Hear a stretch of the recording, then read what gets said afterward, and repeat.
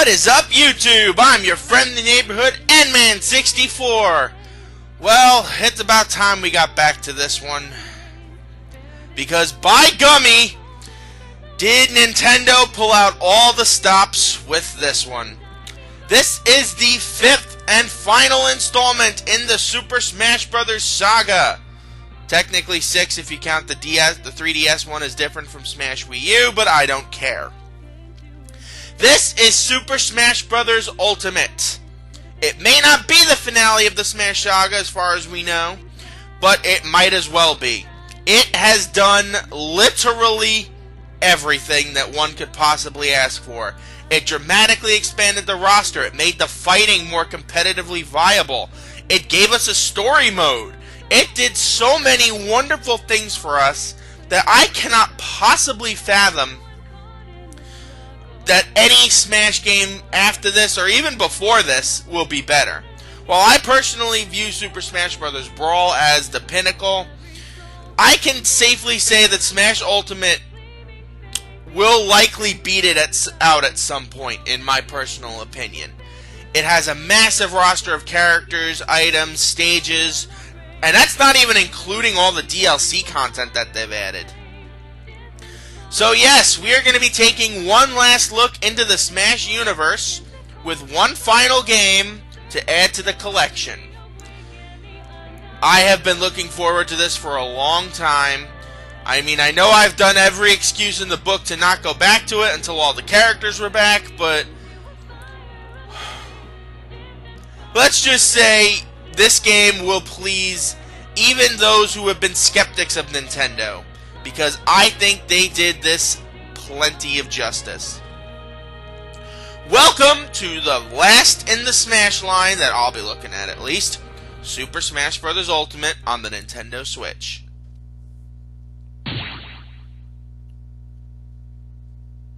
The menus is generally the same. You've got the Smash area, Games and More, Vault, Online, the shopping area, and Spirits.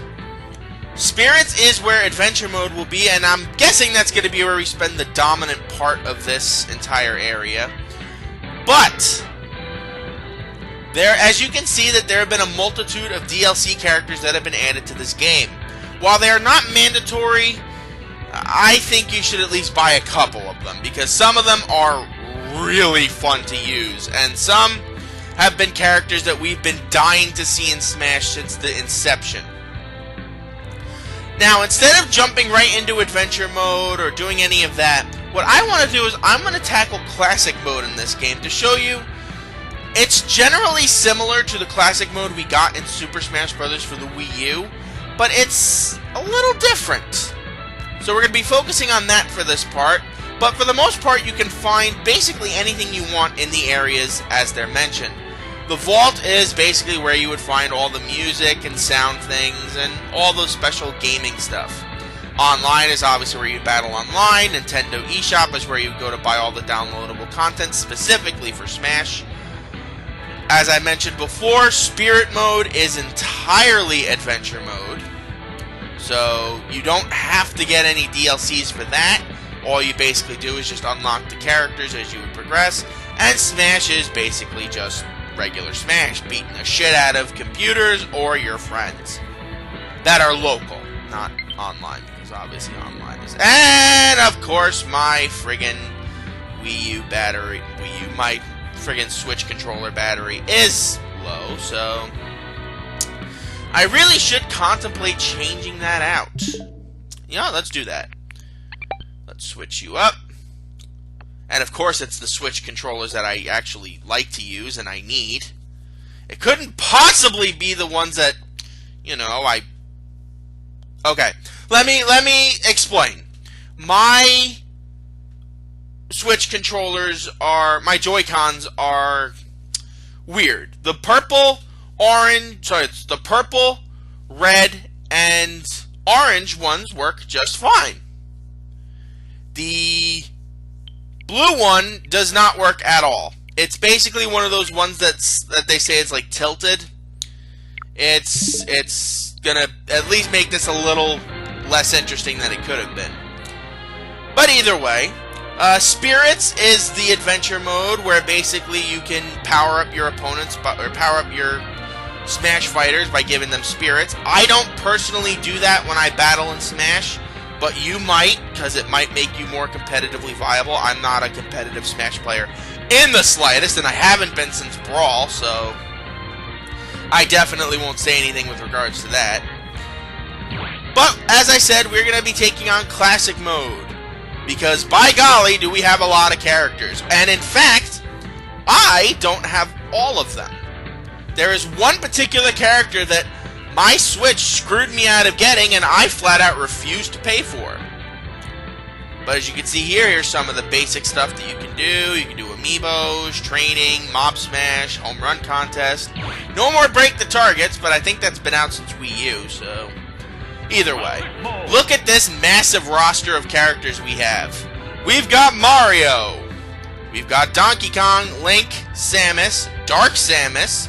We've got Yoshi, Kirby, Fox, Pikachu, Luigi, Ness, Captain Falcon, Jigglypuff, Lucina, Marth, Falco, Pichu, Dr. Mario, Zelda, Sheik, Ice Climbers, Bowser, Daisy, Peach, I already mentioned you, Young Link, Ganondorf, Mewtwo, Roy, Chrom, Mr. Game & Watch, Meta Knight, Pit, Dark Pit, Zero Suit Samus, Wario, Snake, The Villager, Wolf, Toon Link, Rob, Lucario, Olimar, King Dedede, Sonic, Lucas, Diddy Kong, Pokemon Trainer, Ike.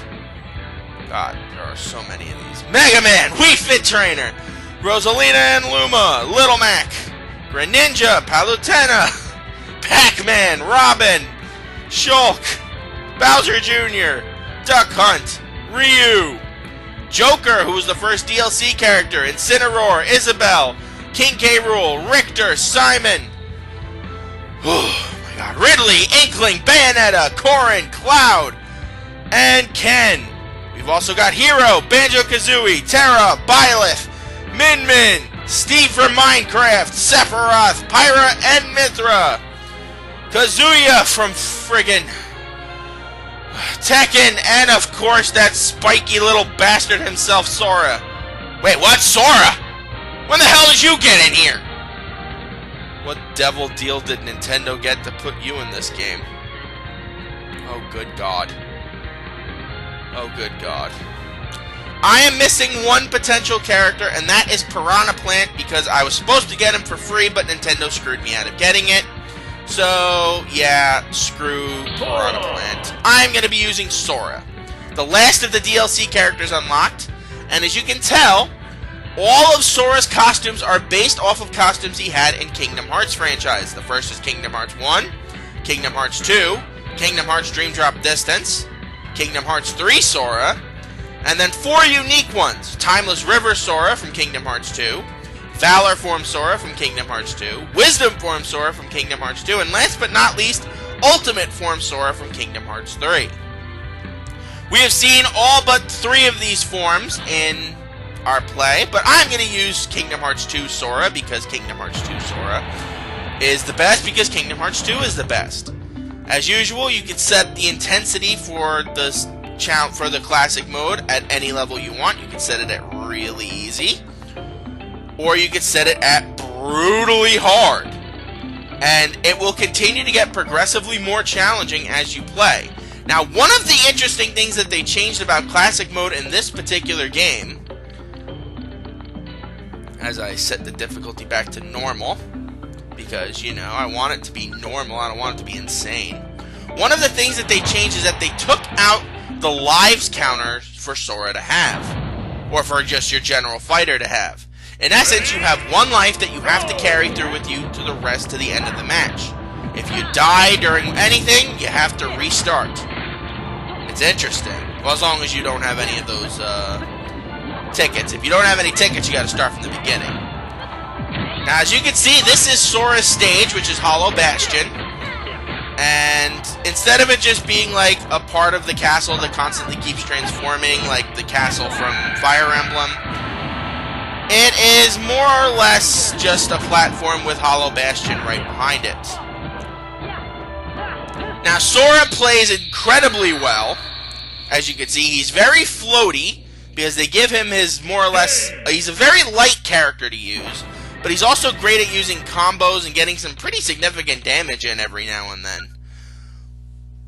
He plays fairly easily. I think it's one of the better characters to start off with in Smash. Along the lines of like a Mario or a Kirby or a Pikachu, where it's very easy to use. Sora has several different basic attacks. He's fast, he hits hard, and as you've also probably seen from me using it, he has several unique moves. He has Aerial Sweep, which is the ability he uses to jump into the air and keep swatting away at opponents. He has Sonic Blade, which is his side B move, and then he also has elemental attacks, which change depending on how you use them.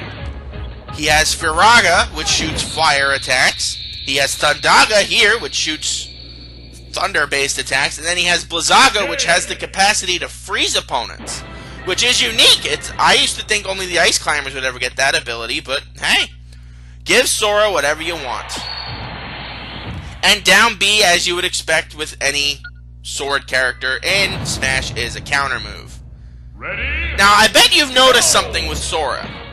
Whenever you face Sora, or use Sora in a HP match, except for there, because I made Cloud blow up, you've noticed that it goes into slow motion when Sora delivers the fatal blow.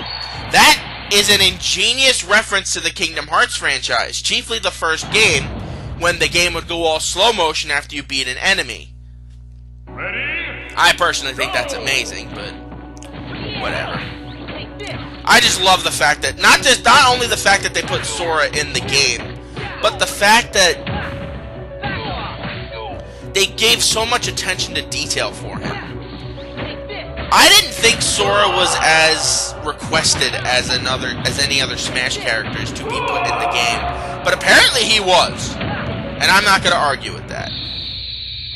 There you go, there's the slow motion I was waiting for. Game. Unfortunately, it's kind of awkward to see all these characters being put in for the Kingdom Hearts franchise. They're like stand-ins, but hey, maybe this is what happened to Sora at the end of Kingdom Hearts 3. Spoilers. Hey, Ganondorf has to take the friggin' position of friggin'...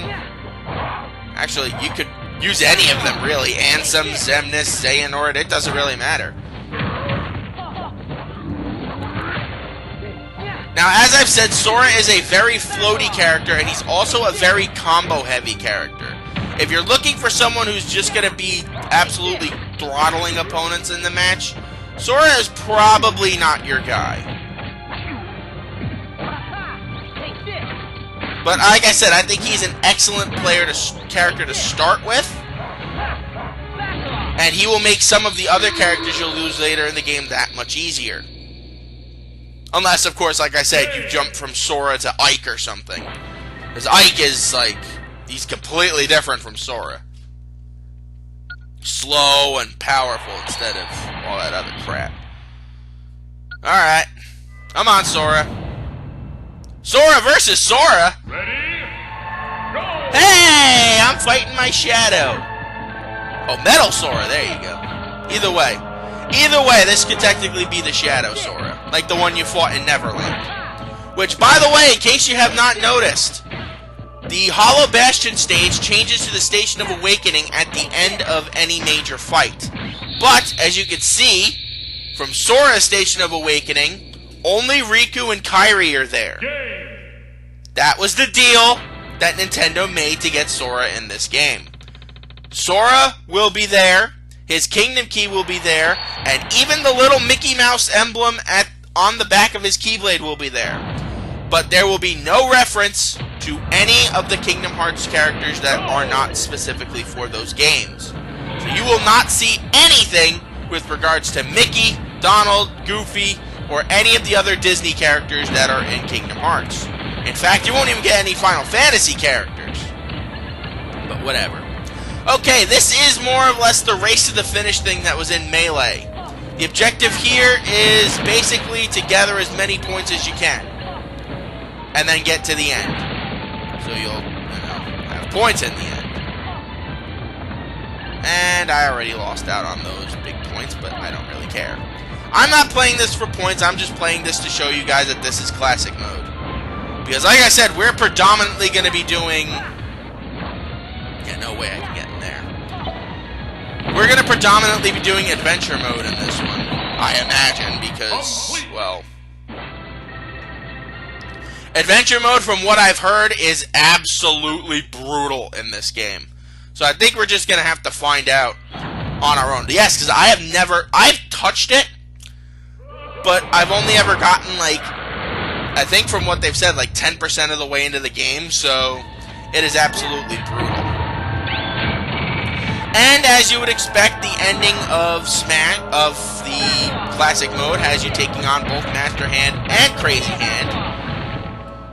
But one of the things they changed in this game to make it a little bit more fair and easier to newcomers is occasionally when you hit Master Hand or Crazy Hand, you will cause them to get stunned. And this is temporary, but it'll allow you to wail on them and do significant damage. Unfortunately, Sora is not the kind of guy that does significant amounts of damage, but whatever. The one good thing is that Sora is incredible at recovery. Probably one of the best recovery characters out there besides maybe Peach or Daisy or Kirby. Alright, there goes Master Hand. And here comes Crazy Hand. Now, yes, there was, as you saw, that Hollow Bastion was added in for Kingdom Hearts. Also, several in-game music stings were used from Kingdom Hearts. However, there is one downside. Not only were any of the Disney themes cut out, but, oh, no you don't.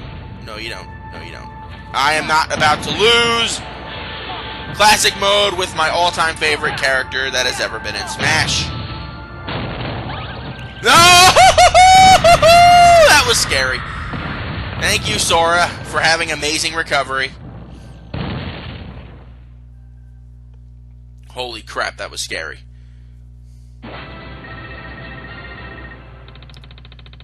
Alright. We got ourselves a ton of points. Sora beat classic mode. Nice work. We got up to 6.5 in difficulty, so that shows you how good we are at this game. Unfortunately, some of the best themes from the game were left out. That's what I was basically getting to. So, it mostly sticks to Kingdom Hearts 1 themes. So as you can see here, this is the theme of Blast Away 2, where you're going into the second chain of worlds from the first game. But they left out a ton of themes that I would have thought would have been great in Smash. I mean, Darkness of the Unknown, as I've said before, is the greatest, one of the greatest themes that has ever been put into Kingdom Hearts. And that's not in this game. The Final Ansem theme isn't in this game. The Encounter, which some people think is one of the greatest themes that's ever been written for a game, isn't in this game. The themes, if I'm not mistaken, from Kingdom Hearts 1 are Destati, Dive into the Heart, Hollow Bastion's main theme, Hand in Hand, Scherzo di Notte, and I think Destiny's Force are the only main themes from the game that are in here. And it's a shame. At least if you ask me, I think it's a shame. I think they could have used a bit more Kingdom Hearts themes. There are a few Kingdom Hearts themes they could have used, but hey, maybe this is a sign that Nintendo will actually put Kingdom Hearts on their friggin' thingamajigger on the Switch. You know, wouldn't that be fun? Unless it's something stupid like we're gonna port the PC version or something stupid like that. But whatever. As you can see, this is the end credits theme. You get special prizes for getting certain amounts of points. Do your best not to fast forward through it, because if you don't want the points. I mean, if you don't care about the points, then it doesn't really matter, but whatever. Whatever, I don't care. I'm just happy we're getting to finally do this. And then after this, we can finally start focusing. Actually, let me think about that. After this, The only project I'm going back to that I have done already is... The only project I have to go back and do is Lego Star Wars, which is fantastic. Means I can finally focus on projects that are new, 100% new, which is fun. But whatever. Alright, let's wrap this up. Hey, Sora! There it is! They added Disney in the end credits. That's awesome. Hey, he's got a Palpu fruit! And Sora's all by himself on an island. That's depressing. Oh well. Final results. Either way, good job, Sora. And we got Sora's fighter spirit, which is good. And Gardevoir's fighting spirit. And Jill's fighting spirit. And a ton of other things I'm probably never going to use. Cool. Don't worry, all that stuff will get explained later. We're going to be doing adventure mode after all, and a lot of that is geared specifically towards adventure mode. Alright. Sora's score is added to our final scores, which I have done very few of the classic modes for this because I just don't really care. So, whatever. Either way, thank you guys for joining me. I'm your friendly neighborhood Nman64. Join me next time where we dip our toes into the adventure mode. It's gonna take a while, guys. Sayonara!